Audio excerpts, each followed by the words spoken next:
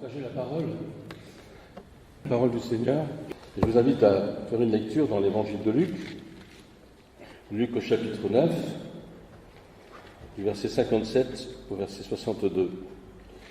C'est Jésus, notre Sauveur, qui part de la Samarie pour aller à Jérusalem. Et en cours de route, il rencontre certaines personnes, certains individus, et on peut donner comme titre à cette lecture « Comment suivre Jésus ?» Alors moi, je n'ai pas de recette, mais je vais vous faire cette lecture et puis on va voir ensemble peut-être comment faire pour essayer de bien suivre Jésus. Pendant qu'il était en chemin, un homme lui dit « Seigneur, je te suivrai partout où tu iras. » Jésus lui répondit « Les renards ont des tanières et les oiseaux du ciel ont des nids, mais l'homme n'a pas un lieu où reposer sa tête. » Il dit à un autre « Suis-moi. » Il répondit « Seigneur, permets-moi d'aller d'abord enterrer mon père. » Mais Jésus lui dit « Laisse les morts enterrer leurs morts, et toi vas annoncer le royaume de Dieu. » Un autre dit « Je te suivrai, Seigneur, je te suivrai. Mais permets-moi d'aller d'abord faire les adieux à ceux de ma maison. » Jésus lui répondit « Celui qui met la main à la charrue et regarde en arrière n'est pas fait pour le royaume de Dieu. » Donc voilà un petit peu cette lecture et certaines situations. Nous avons là 3 individus et cependant ils ont un point commun. Ils ne savent pas prendre de décision. Ils ne savent pas dire ni oui, ni non. Et nous ferons une lecture dans l'évangile de Matthieu, chapitre 5, verset 32.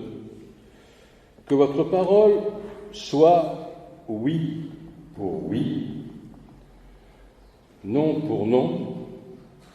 Ce qu'on y ajoute vient du malin. » C'est vrai que ce n'est pas une parole facile à entendre, mais dans notre vie de tous les jours, dans toutes les situations où nous nous retrouvons les uns et les autres, moi je me souviens quand j'étais en paroisse dans l'Aude, souvent j'invitais les gens à venir à l'église pour le culte, pour voir un film, pour une réunion d'évangélisation.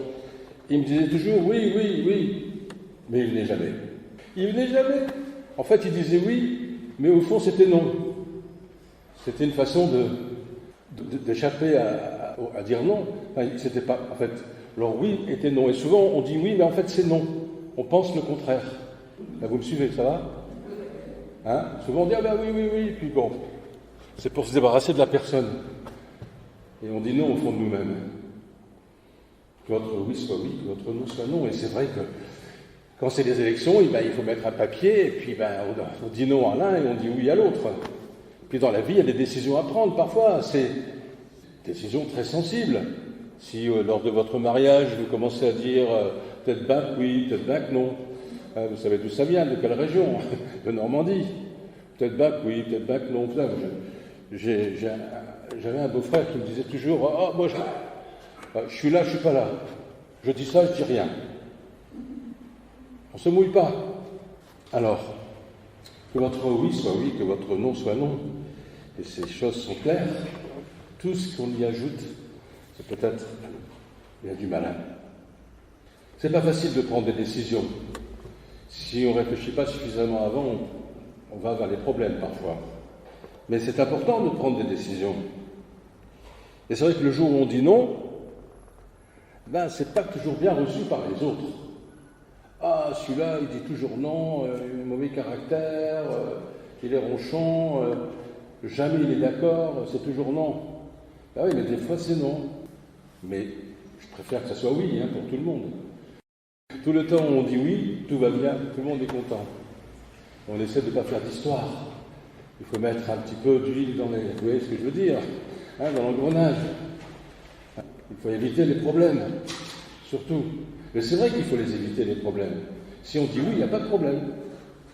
Si on dit non, ça commence à coincer. Mais le Seigneur nous invite aussi à être clair. Si c'est non, c'est non. Si c'est oui, c'est oui. Donc le premier homme, dont il est question dans ce texte, il est dans une situation particulière. Il dit « Seigneur, Seigneur ». je te suivrai partout où tu iras.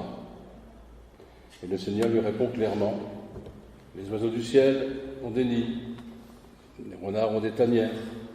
L'homme, bien sûr, nous avons aussi, nous, une tanière, entre guillemets, une maison avec des murs, un bout de terrain. Mais moi, je n'ai pas l'endroit où poser ma tête. Et là, il montre qu'il est attaché non pas aux choses de la terre, mais il nous montre qu'il est attaché aux choses d'en haut, qu'il est attaché aux choses spirituelles. Jésus interpelle le deuxième, et c'est lui qui parle, il se tourne vers lui. Suis-moi. Suis-moi. Vous avez entendu cette fois, parfois, cette invitation du Seigneur qui vous disait « Suis-moi ». Qu'est-ce que vous avez répondu? Comme cet homme? « Ouais, permets-moi d'aller d'abord. Permets-moi d'aller d'abord. » Comme votre frère tout à l'heure disait, « Permets-moi d'aller d'abord. » On a tellement de choses à faire dans une journée, dans notre vie, d'urgent et de super urgent et d'encore super et super urgent. Tellement de choses à faire. Bon, c'est vrai qu'en ce moment, depuis un certain temps, depuis que j'ai fait le Covid, je lis énormément. Alors, Joël me dit, mais tu passes ton temps à lire. Mais c'est bon, beaucoup de temps pour lire, c'est vrai. Mais le Seigneur me dit, suis-moi. Parce que je veux dire, mais Seigneur, écoute, permets-moi d'aller d'abord. Et cependant, la raison est plus que valable, puisque c'est pour aller enterrer son père. C'est légitime d'aller enterrer ses parents, plus que légitime. Mais Seigneur, ce qu'il veut, c'est qu'on sache lui répondre, oui, je te suis, Seigneur. Et il nous rend, par notre manière, il nous accompagne pendant ce moment difficile, il nous accorde sa consolation et son amour. Mais ce qu'il veut, c'est qu'on lui réponde, oui, Seigneur, je te suis. Mais là, nous, vous voyez, ce deuxième homme, non, mais permets-moi d'aller d'abord, j'ai des choses plus urgentes à faire. Notre vie est remplie de choses urgentes, du matin au soir. On a des rendez-vous et ceci et cela, c'est vrai. Il faut aussi organiser sa vie. Mais je pense que quand le Seigneur nous interpelle de cette manière-là, il nous montre que c'est important que nous sachions lui répondre oui. Et le troisième, c'est des promesses. Tout à l'heure, on parlait du premier individu qui a certainement fait beaucoup de promesses au Seigneur en disant « Oui, je te suivrai, Seigneur, partout où tu iras, je te suivrai, je te fais des promesses là. » Et là, on retrouve aussi une promesse. On a fait des promesses au Seigneur. Moi, le premier, j'ai fait des promesses quand je me suis converti. J'avais 17 ans, 18 ans. J'ai eu vraiment ma vie transformée. C'est vrai que j'ai fait des promesses au Seigneur. Est-ce que j'ai tenu mes promesses? Pas toutes. Pas toutes. Certaines, oui, mais pas toutes. Là, nous pouvons aussi nous poser des questions. Je te suivrai, Seigneur, mais permets-moi d'aller d'abord. Quand le Seigneur nous demande quelque chose, est-ce qu'on lui dit, oui, j'ai l'impression que je dis, bon, attends un petit peu, j'ai autre chose à faire. Je vais faire, mais d'accord. Permets-moi d'aller d'abord dire adieu au cieux de ma maison. Mais oui, Seigneur, mais tu vois, j'ai ça et ça, puis j'ai un rendez-vous là, puis après, qui a la première place dans votre cœur ce matin? Mesdames, qui a la première place? Est-ce vos enfants? Mesdames, est-ce que votre mari? C'est bien. Est-ce que c'est peut-être votre maison? Je n'en sais rien. Qui a la première place dans votre cœur? Messieurs, votre épouse, et c'est bien. Vos enfants, votre maison, peut-être votre voiture. Il y en a qui sont attachés à leur voiture. J'ai vu ça à plusieurs reprises. La voiture, elle passe avant tout. Mais qui a la première place? Qui peut me répondre? Le Seigneur, alléluia. Amen. Oui, le Seigneur a la première place dans notre cœur. Et je crois que nous le réalisons. Et c'est important qu'il ait la première place. Qu'il ait la toute première place. Celui qui met la main à la charrue, Jésus répond à cet homme qui lui dit, il faut que j'aille dire au revoir au ciel de ma maison, permets-moi d'aller d'abord. Alors Jésus lui dit, celui qui met la main à la charrue et qui regarde en arrière n'est pas bon pour le royaume de Dieu, n'est pas propre pour le royaume de Dieu. Vous savez, les paysans, quand ils tracent leur ligne, ils ne regardent pas derrière, ils regardent devant. Et si vous mettez votre main sur la charrue et vous regardez derrière, et peut-être qu'en regardant derrière dans votre vie de chaque jour, vous pensez, et malgré vous, vous avez des mauvais souvenirs, des souvenirs difficiles à oublier, des blessures, des mauvaises choses qui se sont passées dans votre vie. Aussi, nous avons parfois des mauvais rêves qui nous reviennent. Nous avons eu des souffrances, des blessures, quand nous regardons en arrière. Et le Seigneur nous invite à regarder droit devant. Droit devant, le soleil se lève. Droit devant, il y a la croix de Jésus. Que nous ayons toujours les yeux fixés sur la croix de Jésus. Si nous mettons les mains à la charrue et ayons les yeux fixés droit devant, nous avons les yeux fixés sur notre Sauveur qui a donné sa vie à la croix pour chacun de nous. Dieu ne cherche pas des hommes et des femmes extraordinaires pour une œuvre ordinaire, mais des hommes ordinaires pour une œuvre extraordinaire. Nous allons écouter un chant maintenant, je vais chanter avec Joël, un chant qui complète un peu cette prédication, et les paroles nous disent « Pourquoi regardes-tu en arrière ?» J'ai juste vite fait vous présenter ce chant qui est pas d'aujourd'hui. Ça fait à peu près 43 ans, à peu près qu'on l'a écrit. Et on l'a écrit dans une circonstance difficile. Et nous étions à l'école biblique à l'époque. On avait eu un souci, une difficulté, et ça nous avait un peu découragés. Nous étions en Suisse pour une mission. On s'est mis dans un petit coin, on a discuté ensemble, etc.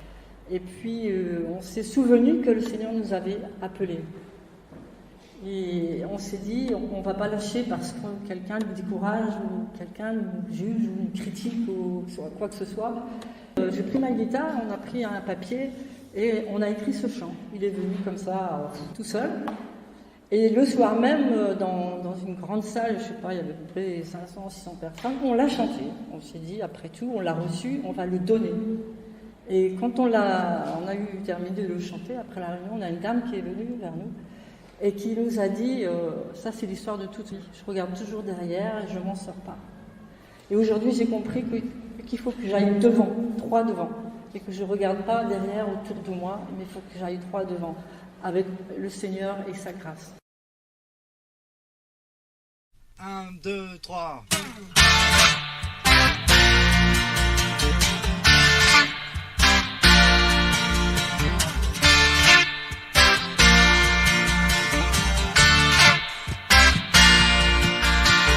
Pourquoi regardes-tu en arrière? Pourquoi regardes-tu? Pourquoi regardes-tu en arrière? Pourquoi regardes-tu? Droit devant, le soleil se lève. Oublie tes rêves et marche devant. Le soleil se lève.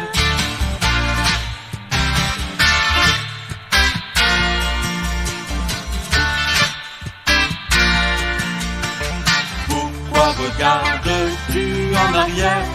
Pourquoi regardes-tu? Pourquoi regardes-tu en arrière? Pourquoi regardes-tu? Laisse la vie de ce monde qui ressemble au désert. Va droit devant.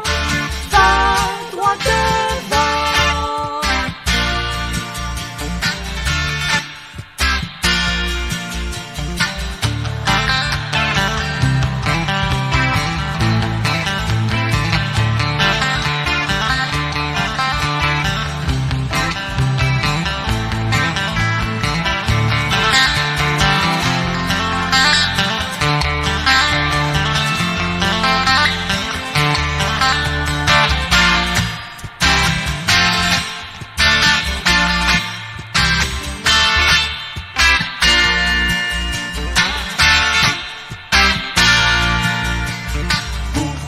Regardes-tu en arrière? Pourquoi regardes-tu? Pourquoi regardes-tu en arrière? Pourquoi regardes-tu? Le souffle devant, c'est la vie. Portant l'esprit toujours devant. Toujours devant. Toujours devant.